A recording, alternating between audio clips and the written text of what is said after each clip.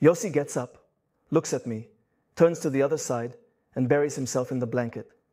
What am I supposed to do? Pull the blanket off him? Pour water on him?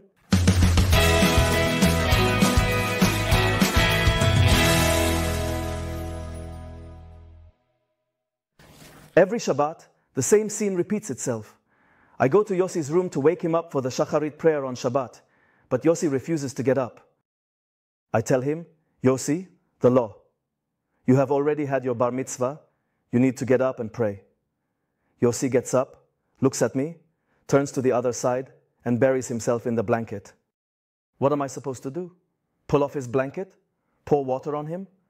I'm going to the synagogue. I am sitting in the synagogue in my usual spot.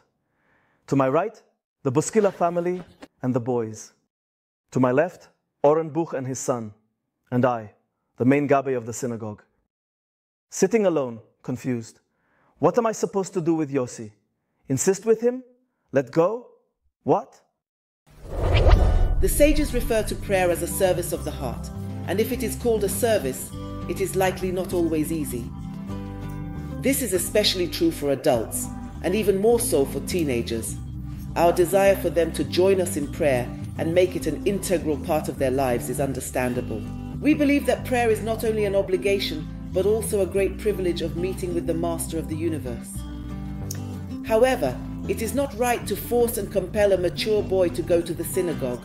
When he was a child, we simply took him with us because we wanted him to become familiar with the prayer and get used to attending.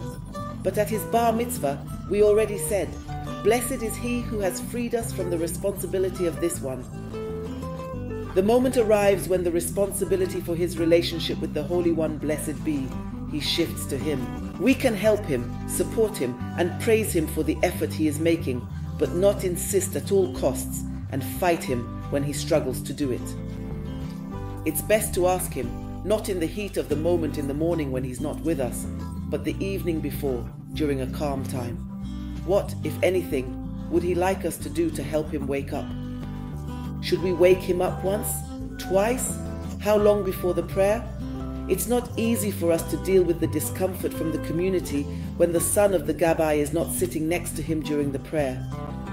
But the question is, what is the right thing for the benefit of our son, the warm relationship with him, and ultimately his connection to God, which should come from desire and choice, not from coercion?